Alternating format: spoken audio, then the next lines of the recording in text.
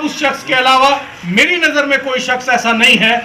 इसीलिए मेहनत हो रही है, घर घर जाकर, गांव गांव जाकर ये कोशिश की जा रही कि अपने भाइयों को बताया जाए, अपने भाइयों को समझाया जाए, अपने लोगों को इत्तेहाद की बात बताई जाए, अपने लोगों से, अपने भाइयों से कहा जाए, अपने बुजुर्गों से कहा जाए कि हम लोग इत्तिफाक कर लें, इत्तेहाद कर लें। आपसी झगड़े होंगे, आपसी इख्तलाफात होंगे, रखिए इख्तलाफात, आपसी झगड़े को रखिए एक तरफ, लेकिन जब आपकी पार्टी का जिक्र है, जब आपकी मजलिस की बात हो, जब आपके बैरिस्टर असदुद्दीन ओवैसी का नाम जुड़े किसी के साथ, तो उसके साथ सब इकट्ठे होकर खड़े हो जाए। आप सब लोग उसके साथ इकट्ठे होकर खड़े हो जाइए। और जिस दिन आपने ये ताकत कायम कर ली कि आप एक जगह इकट्ठे होकर दिखाई दे गए, उस दिन इंशाअल्लाह देखना वो तमाम ताकतें जो आज आपसे वोट मांगने नहीं आती, वो आपके पैर चाटने आएंगी, तलवे चाटने आएंगी और आकर कहेंगी कि हमें भी वोट दे दीजिए। लेकिन वो आएंगी तब तक जब तक आप उन्हें वोट नहीं दोगे। जब तक आप मजलिस को वोट करोगे, वो आपसे वोट मांगने आएंगी। जिस दिन आपने उन्हें वोट देना शुरू कर दिया, उसके बाद वो वोट नहीं मांगेंगे। जिला पंचायत का चुनाव हो, इससे बेहतर बात और क्या होगी कि अगर हम सब लोग जितने यहाँ बैठे हैं अपनी यहाँ से एक जिला पंचायत जिता दें। जो भी गांव आपकी जिला पंचायत में लग रहे, अपने आप सिलेक्ट कर एक आदमी को जिला पंचायत बना दीजिए, तो वहां आपकी मजलिस का झंडा जिला पंचायत हर की पैड़ी पर लहरा जाएगा। इससे बड़ी बात क्या होगी? पूरे इंडिया में एक मैसेज जाएगा, पूरा देश इस बात को सुनेगा, सारे टीवी चैनल्स इस बात को बताएंगे कि मजलिस इत्तेहादुल मुस्लिमीन, बैरिस्टर असदुद्दीन ओवैसी, जिसको भड़काऊ भाईजान कहा जाता है, उनकी पार्टी ने हरिद्वार में अपना झंडा लहरा। क्यों नहीं लहरा सकते हम? यहाँ से 42% हम यहाँ हैं इस जिले के अंदर। जिस जिले के अंदर 42% लोग हो, तो वहाँ 40 सीट नहीं जीत सकते? आराम से जीत सकते हैं, लेकिन उसके लिए शर्त सिर्फ एक होगी कि जिस बैनर के ऊपर बैरिस्टर असदुद्दीन ओवैसी साहब का फोटो लगा होगा, उस पर दूसरा फोटो मत देखिए। वो किसका है?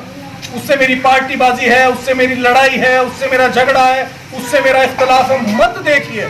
एक बार क़यादत अपने हाथ में ले लीजिए, तब आपको एहसास होगा कि इंस्पेक्टर साहब आपसे पूछ के फैसला करेंगे, एसडीएम साहब आपसे बात कर फैसला लेंगे, डीएम साहब आपसे बिना पूछे आपसे काम नहीं करेंगे। ये एहसास उस वक्त होगा जब आपके हाथ में क़यादत होगी। आप इकट्ठे हो जाइए। नैयर को अगर रुड़की में कुछ होता है तो 1000-2000 आदमी यहाँ से वहाँ पहुँच जाइए। एहसास करा दीजिए जिले को कि अगर नैयर को पुलिस पकड़ती है किसी मामले को पार्टी के लेकर, कि हम सब लोग मजलिस के लोग वहाँ खड़े हैं, हम लोग इकट्ठे होकर एक साथ हैं। एहसास करा दीजिए उस दिन, तो इंशाअल्लाह देखना आप पूरे जिले के अंदर, और इस जिले के अंदर नहीं, हमारी मेहनत 5 जिलों में चल रही है। इंशाअल्लाह सुम्मा इंशाअल्लाह आप लोगों की दुआएं रही तो 5 जिलों के अंदर इंशाअल्लाह आपके एमएलए भी जीतेंगे, आपके पार्षद भी जीतेंगे, आपके मेयर भी बनेंगे, आपके जिला पंचायत भी बनेंगे। हमारा एक भाई है, हमने जिला अध्यक्ष की जिम्मेदारी दी मज़ाहिर को, ये दिन रात मेहनत करता रहता है। जब भी फोन पर बात होती है कि किसी को अस्पताल लेके जा रहा हूँ, किसी को अस्पताल से लेके आ रहा हूँ, किसी की शादी में गाड़ी लेके जा रहा हूँ, ये बेचारा लगा रहता है। इसकी तमाम मेहनतों को देखते हुए मैंने इससे कहा कि मज़ाहिर तुम एक काम करो, तुम्हें जिला अध्यक्ष बना देते हैं यहाँ का, और तुम लोगों की खिदमत करते हो, तुम्हारे अंदर खिदमत काम आता है। तो इन्हें यहाँ जिम्मेदारी दी जिला अध्यक्ष की, और बहुत जिम्मेदारी बड़ी होती है जिला अध्यक्ष। मैं कहता हूँ जिस जिले में प्रदेश अध्यक्ष और जिला अध्यक्ष हो, उस जिले में प्रदेश अध्यक्ष से बड़ी जिम्मेदारी जिला अध्यक्ष की। तो मुझे ओवैसी साहब ने प्रदेश की जिम्मेदारी दी, मैंने इनको जिले की जिम्मेदारी दी। तो जिस जिले में ये है, वहाँ मेरे से ज़्यादा जिम्मेदारी इनकी है, और इनसे ज़्यादा जिम्मेदारी आप लोगों की है। इनसे ज़्यादा जिम्मेदारी आप लोगों की है कि अब जब रिश्तेदारी में जाइए, अजीजदारी में जाइए, कहीं भी जाइए, खुशी में जाइए, गमी में जाइए, अपनी पार्टी का जिक्र कीजिए, अपनी पार्टी का बात बताइए।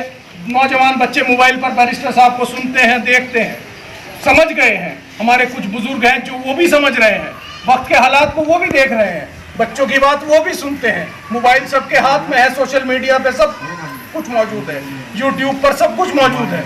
सब उठाइए, पार्लियामेंट की तकरीर उठाइए, आपके हक में किसने क्या बोला सुनिए उसे। असेंबली की तकरीर उठाइए, आपके हक में किसी ने कोई सवाल भी लगाया कभी या नहीं लगाया, सुनिए उसे।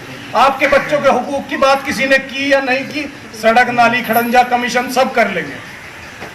ये काम नहीं होते। काम वो होते हैं ये तो प्रधान जी भी करा लेंगे सड़क नाली खड़ंजा तो, लेकिन सदन के अंदर बैठने वाला, विधानसभा और लोकसभा के अंदर बैठने वाला आपके बच्चों को आने वाले मुस्तकबिल की लड़ाई लड़े, आपकी मुस्तकबिल की लड़ाई लड़े। हमारे आने वाले कल के बारे में सोचे, हमारे बच्चों की तालीम के बारे में सोचे, हमारे बच्चों की शिक्षा के बारे में सोचे, हमारे बच्चों की जो चिकित्सा है उसके बारे में सोचे। कितनी मेडिकल फैसिलिटी हमने अपने इलाकों में कराई, कितने डॉक्टर हमारे इलाकों में पहुंचे, क्या ये तमाम चीज़ों पर इस पर गौर करें। ये काम होता है पार्लियामेंट का और असेंबली का। असेंबली का काम ये नहीं है विधायक निधि आ गई और सड़क बनवा दी और बोर्ड लगा दिया, मेरा काम बहुत अच्छा हो गया। ये काम ही नहीं है विधायक का। विधायक का काम मुस्तकबिल की लड़ाई लड़ना है, सदन में खड़ा होकर लड़ाई लड़े, उनके सामने आंख से आंख मिलाकर बात करे दूसरी पार्टी के लोगों से। हमने तो अब तक किसी अपने एमएलए को और एमपी को यहाँ दे, जो हरिद्वार से एमपी जीत के गया वो वहाँ बैठ के सो जाता है, जो एमएलए जीत के जाता है यहाँ पार्लियामेंट असेंबली में, उसे हमने कभी बात करते हुए नहीं देखा कि किसी को न लड़ते हुए देखा। तो आप लोग अब सर उठाना सीखिए। दूसरे के सामने बहुत दिन हो गए सर झुकाते हुए, अब सर झुके तो अल्लाह के सामने, बाकी सर अपना उठा रहे कि सर उठे तो सही जुल्म के सामने, तभी तो जालिम का वक्त हिसाब आएगा। सर उठे तो सही जुल्म के सामने, तभी तो जालिम का वक्त हिसाब आएगा। और कोशिशें अपनी यूं ही जारी रखो, देखना एक दिन इनकलाब आएगा, इनकलाब आएगा। का वक्त करीब है। कार्यकर्ता साहब चाहता हूँ प्रधान जी से भी जो है कुछ करा दीजिए, बस मैं अपनी बात को यही खत्म करता हूँ।